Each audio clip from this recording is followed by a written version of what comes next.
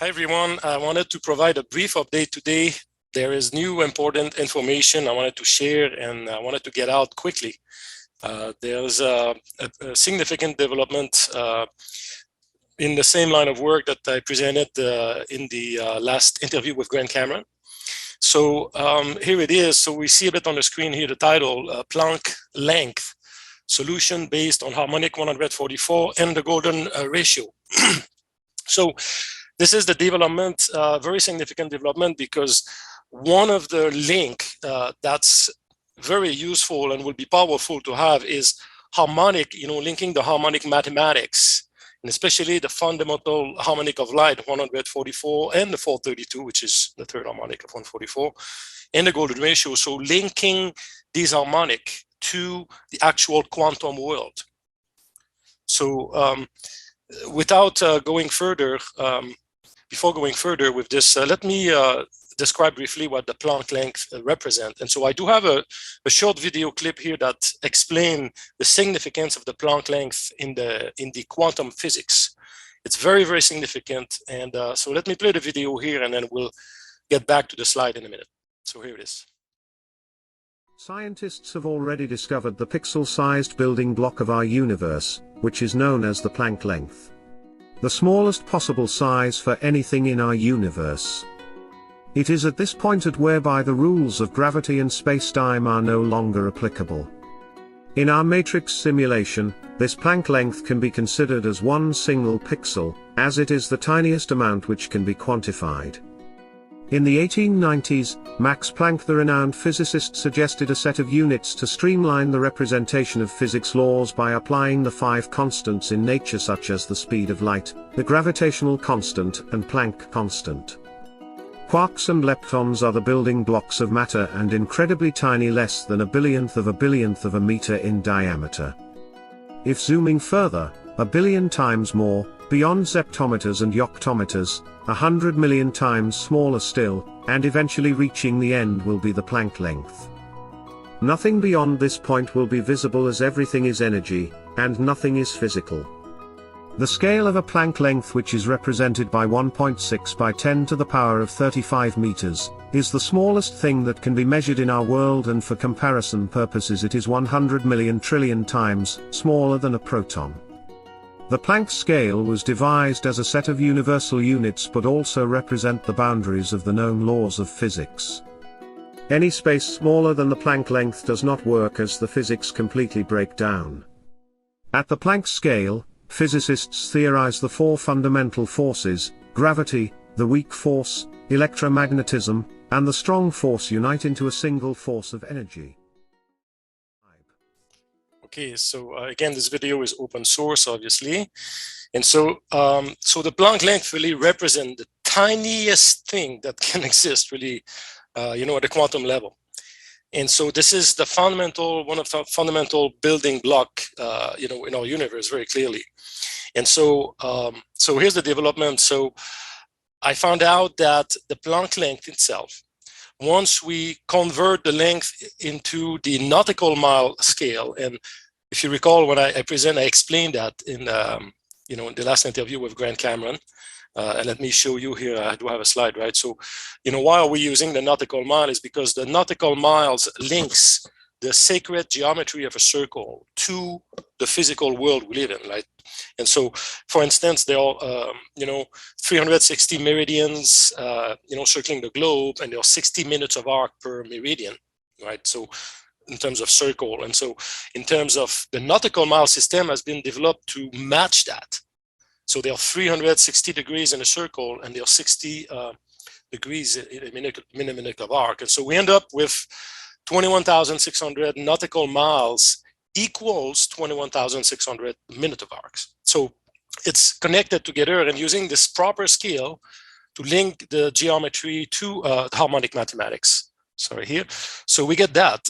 We get essentially that the Planck length, once it is converted from, if we see here, from kilometers, right, 1.616255 at minus 38 kilometers, once we represent that into, or convert that into nautical miles, we get this figure here, 0.872708 times 10 at the minus 38, right? So this is the figure we get in terms of nautical miles. This is the theoretical Planck length that, you know, if you go anywhere and Google or go in a table, physics table, you can find these figures, right? And you can make conversion pretty easily.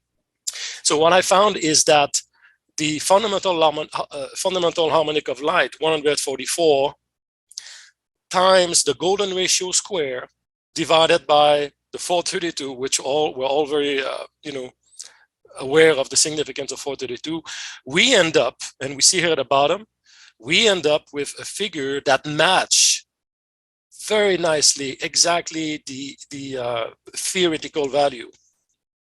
So the match is at 99.996% between, again, the theoretical Planck length and the Planck length calculated using the harmonics that I described here, these fundamental harmonics. Now, obviously, we can reduce and simplify this equation a little bit, right? 144 divided by 432, it's 1/3, right? Because 432 is exactly 3 times the product of 144. So we can simplify. Essentially, 1/3 becomes essentially the Planck length, once expressed in terms of harmonic mathematics, can be reduced to the golden ratio squared divided by 3. And this is the beauty of it, because it's so simple that the simplicity of it makes it, I think, really nice. And so let's calculate it. I want to show here exactly the truth about it. Okay, so let's calculate it here on the machine. Let me just get the standard thing here going. Okay, so let's take, we say here in this, let me make it smaller so we can see what we're doing here. Give me a second, okay.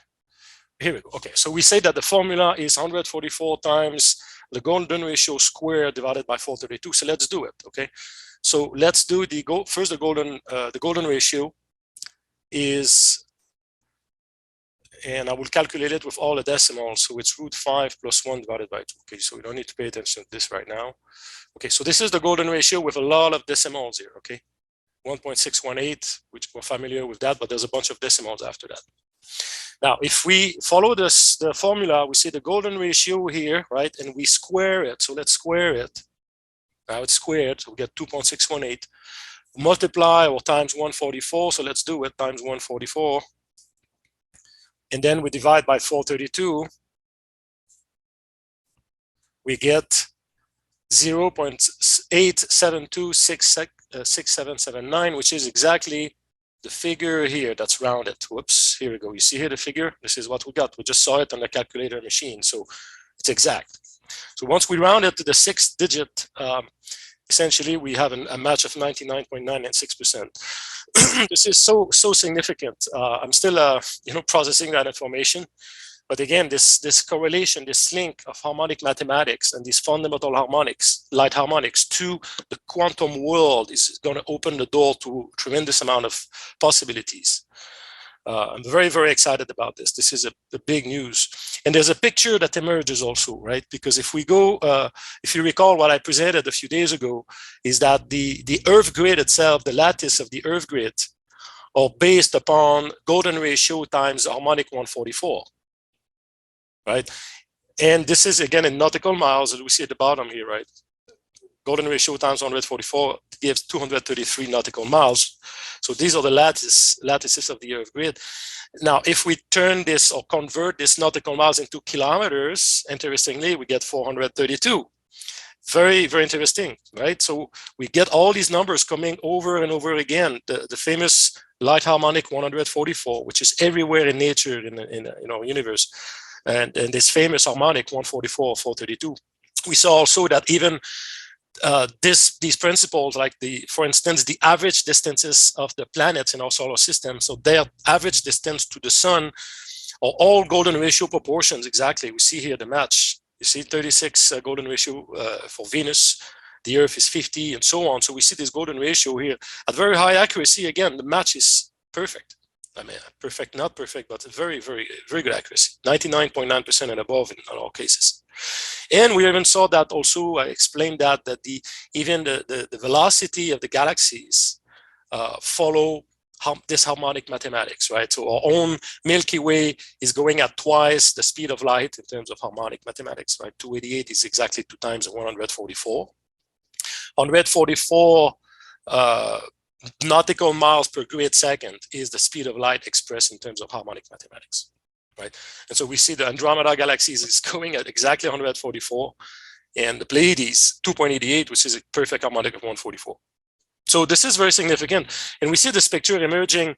In past presentations, I show how these two harmonics, also 432 and 144, leads to the speed of light at extremely high accuracy. You see 99.99978. 144.1 here, there's a 0.1, it's a bit more accurate, and that's a frequency, as you know, that we've been using to make contact with non-human intelligences. And we see how this number percolates, again, this fundamental harmonic, where we can see here how the mass of the proton can be obtained from 144. Same mass of the electron here. It's a different slide, and we see the relationships. I'm not going to go through the mathematics of it because we're going to talk about it in a longer update, but I wanted to give a brief idea here. Even a Schumann resonance, as we saw, can be calculated accurately with these harmonics, right? If we take the 432 and we divide by 144.1, and we divide by the Earth diameter, because the Earth is like an antenna, like the DNA is an antenna, we get 23.5, and that's a famous number that we've seen many times. That's very significant, right? 23.5. Exactly. And if we divide by the third harmonic, we get the Schumann resonance, 7.83. It's represented a bit differently here, right? You see the 23.5 that we get, third harmonic is 7.83. And that's a fractal, right? If we do a Fibonacci fractal with these frequencies, we end up, starting with the Schumann resonance, we end up with this famous 23.5 again. See, it's all connected. And so we see a picture again that these numbers, these harmonics, are really the building block of our world, of our material world, and totally active, obviously, in the quantum world. We saw in the past presentation even that the 144 is part of the flower of life, right? There are 144 components in the flower of life. So this really creation at the quantum level operates, using these harmonics.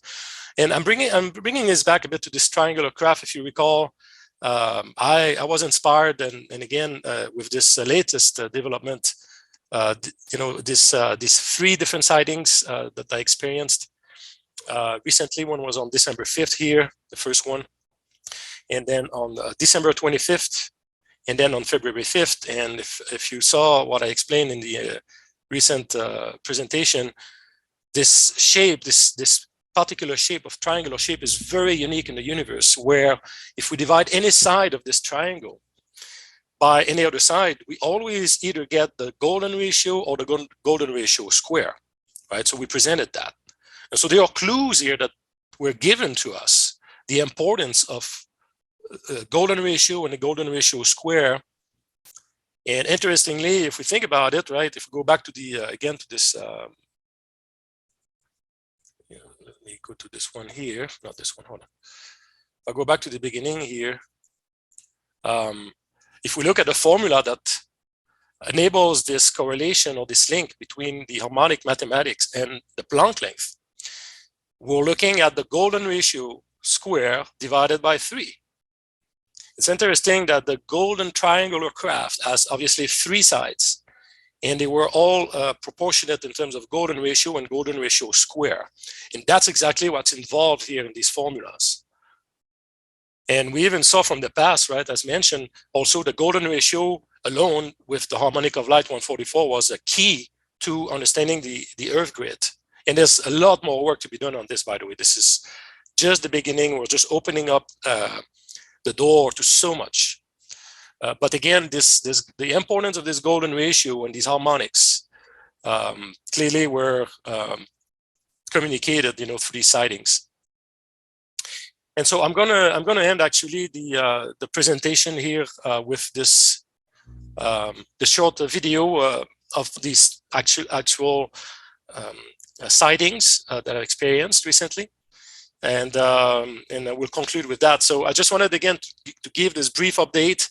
I apologize if it's a bit quick, and we'll go. I'm not taking the time to explain a lot, but I just wanted to give the main, the main lines. And so you know, there's going to be another update coming up at some point soon, and we'll go through that in more detail. Okay, so thanks everyone, and I will go with this. Let me transition to this video here to finish, and so I will start here. And after this video, I will stop the recording. Okay, thanks everyone.